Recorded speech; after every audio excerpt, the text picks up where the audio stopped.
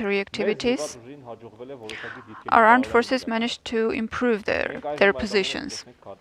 We will now see all of it on the map. Apart from that, as we had already mentioned before,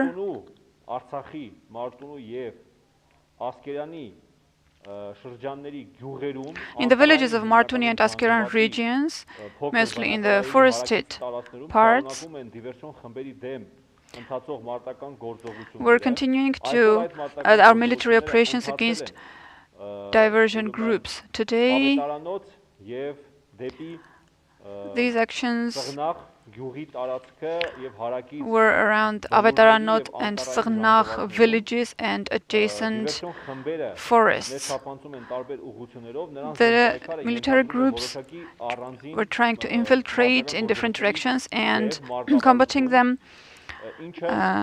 presupposes a different type of activity, which is not like the fifth generation military activities. This is the general situation. During the day, in different settlements of Artsakh, shelling continued in different settlements of Artsakh, and mostly artillery and missiles were used. In general, this is the general situation on the front line. And you already saw the map, and before going on, I would like to give the floor to my colleague Anna, and after that we have a guest. Thank you. I will try to talk about the recent developments in the diplomatic front line, although I know that you're following the latest news. A couple of days ago, when our foreign minister was having a visit to the US, we achieved an agreement about ceasefire on the third agreement on ceasefire, the first one on the 5th of October and second one on the 10th of October. But as in the previous cases, this time Azerbaijan was again unable to commit to the ceasefire and continued the aggression. It's been more than a month now that Azerbaijan is continuing its full-scale aggression against the population of Artsakh, especially targeting the peaceful population, civil settlements, and humanitarian infrastructures. Today, the Foreign Ministry made a statement about this, especially condemning the targeting of medical institutions and hospitals under the pandemic circumstances. It is noteworthy that as a result of the Azerbaijani aggression against Artsakh, the population of Artsakh has suffered significant losses. We have more than 40 deaths in the peaceful population and more than 120 injured people, a lot of them heavy injuries. We also have data about destruction of civil infrastructures, about more than 10,000 infrastructures, not to mention about 12,000 pieces of personal property, and a lot of infrastructures, most of which are very important ones. However, we have already mentioned in our statement that these activities of Azerbaijan that contain elements of crimes against humanity have been opposed to by the Artsakh population and the Defense Army. And now let me speak about the most urgent topic today. This is about the forthcoming meeting in Geneva. On the 30th of October, Foreign Minister Zorab Manatsakanyan will be in Geneva on an official visit where he will have a meeting with the OSCE Minsk group. And as we speak, our Foreign Minister is having a meeting with Deputy Foreign Minister of Iran. I will be able to provide additional details about this meeting only after the meeting.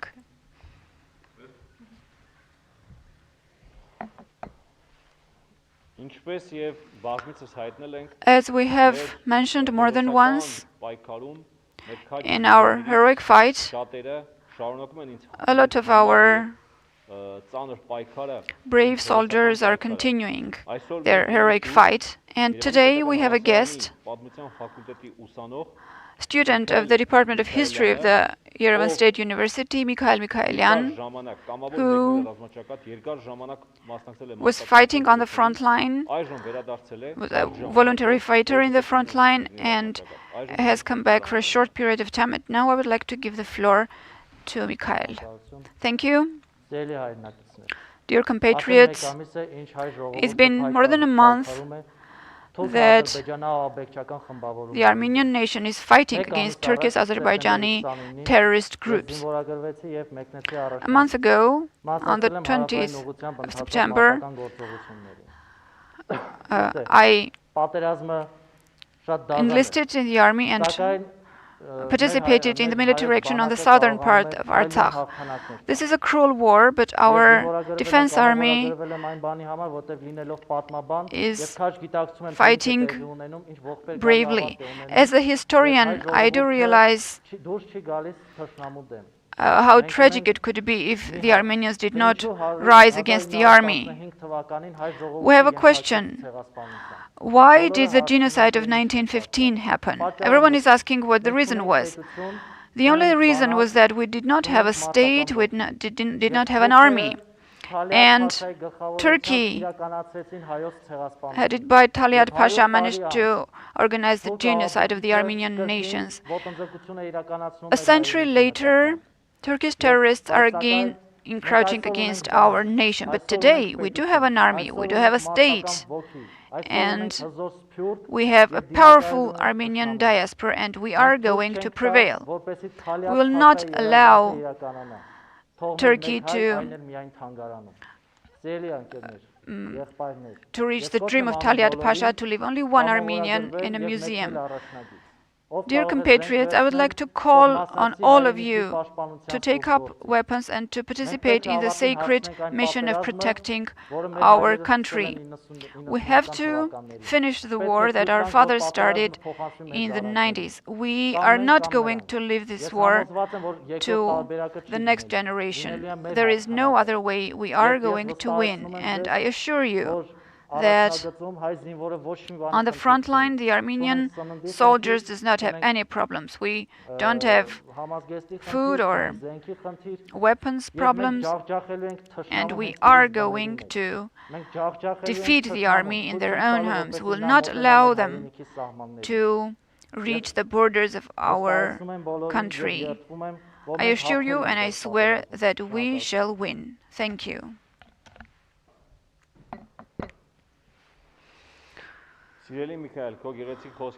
Dear Mikayel, after this speech, it's difficult to add anything else.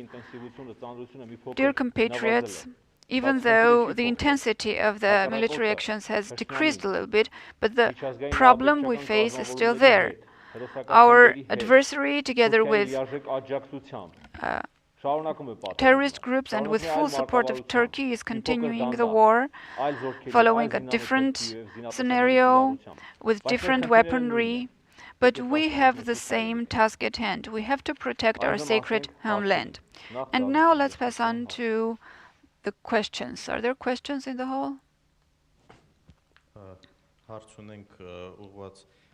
We have a question from Armen Press to Anna Naghdalyan.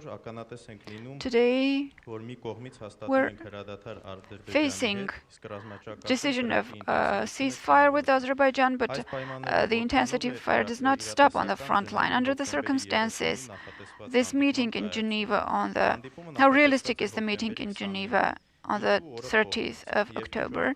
It was initially planned for 20th of October. Why did the date change, and what is the agenda of the meeting?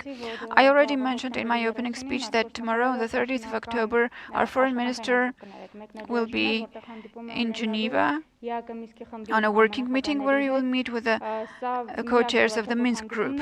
This is the only information that I have about the format of the meeting.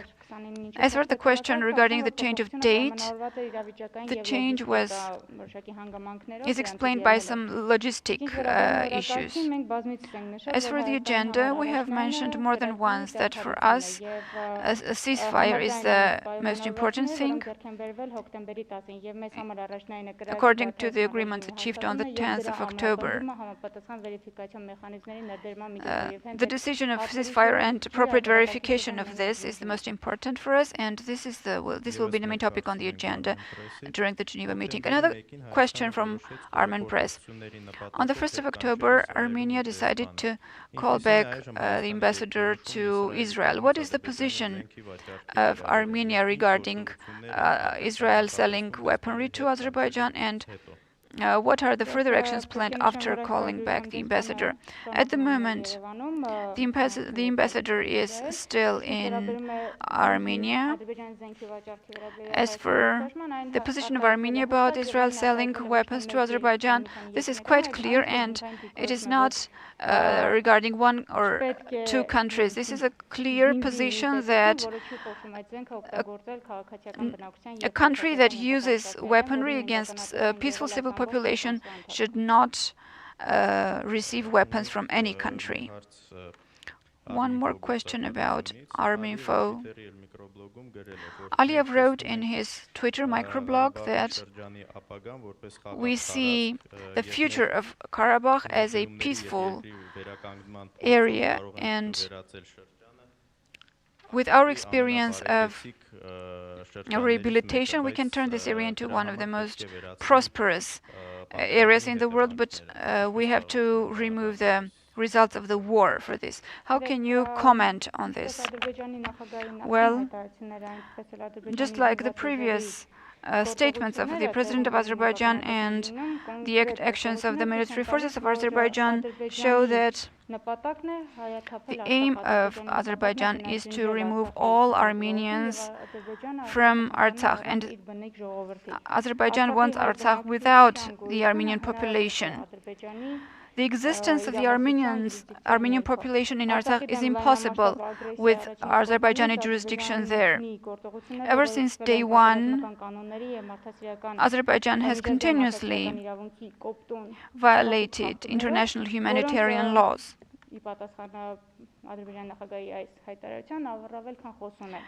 And this is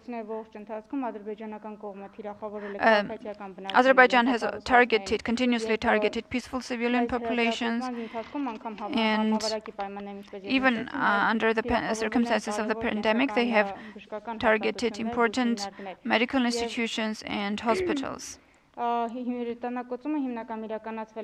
The shelling was done mainly with internationally prohibited weaponry and ammunition, the main objective of which is to inflict heavy losses on peaceful population, women and children. This is a blatant violation of Geneva Convention. We've also seen this in Hadrut area, where Azerbaijani armed forces have murdered prisoners of war, peaceful prisoners of war. And they have even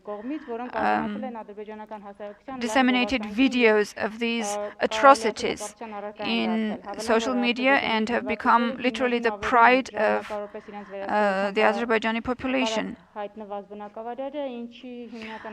Azerbaijani armed forces are also destroying all the infrastructures in the area that is under their control, thereby trying to prohibit the further return of the peaceful population to their homes. I'd like to note that adhering to laws of military actions, especially respect towards peaceful population, is what differentiates an army from terrorist groups. By violating these laws and the international humanitarian law, and by promoting these military crimes and making them a matter of pride in their nation, the authorities of Azerbaijan should bear responsibility for long-term and short-term consequences of these actions. Question from Sputnik Armenia. We've had information that Israel has proposed humanitarian aid to Armenia. What is your position on this?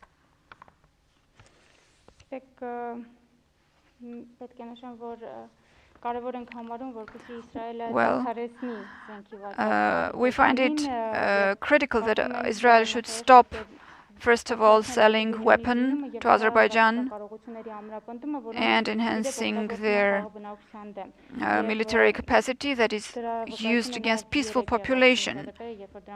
This is proved by the actions yesterday when these weapons were used against Republic of capital of Republic of Artsakh. And under the circumstances, we have a situation where a nation that survived a genocide is actually supporting a state that is trying to implement genocide. Another question from public television. Does Armenia have any expectations from Iran, especially regarding new military units alongside the river of Arax and military actions in this part? And what are the proposals the Deputy Minister of Foreign Affairs of Iran are making, and what is their position about the suggestions that were made in Baku? As I've already mentioned, our Foreign Minister is currently having a meeting with the Deputy Minister of Foreign Affairs of Iran, and I wouldn't like to comment on this based on any information received from the press, and therefore I cannot give you any information about this meeting till the end of the meeting. Regarding the first part of the question, Iran is a neighboring country, and this aggression against Artsakh with the support of imported weapons, as well as Azerbaijan becoming a center of Turkish influence, is a threat for the entire region, and Iran is not an exception. Any other questions? No more questions. Thank you.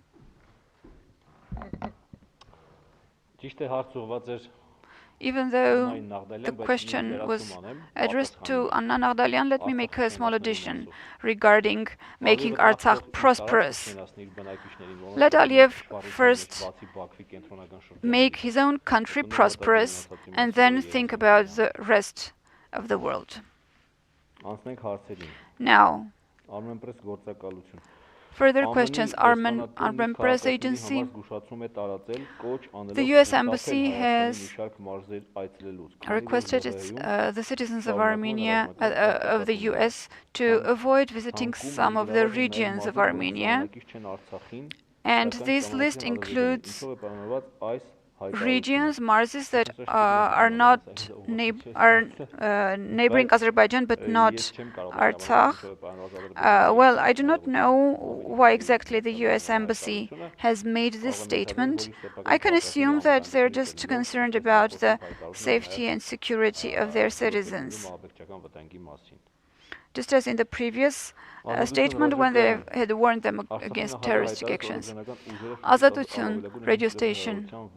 The president of Artsakh said that Azerbaijani forces are 5 kilometers away from Shushi, and can you tell us what exactly this means? I mentioned in my speech that it was about Sığnaq village and neighboring villages. It may be 7 kilometers, not 5, but that's approximately that. Another question about the U.S. Embassy. Literally same question from 168 hours. Vyaztor, Ararat, and Syunik marzes, Dilijan National Park, etc. do not visit the area in the south of the Lake of Sevan. What is the situation there? Do we have any accumulation of military forces of the adversary? We have accumulations of military forces along the entire borderline with Azerbaijan, but the situation is quiet there. This is all I can say. Another question about the President of Artsakh. Dear compatriots, let me make an addition and a comment on the statement of the President of Artsakh. The President of Artsakh called everyone to action, and this is normal. Under the circumstances, the head of the country and the head of the military forces can make these sort of statements every day because the war is continuing. The intensity is different.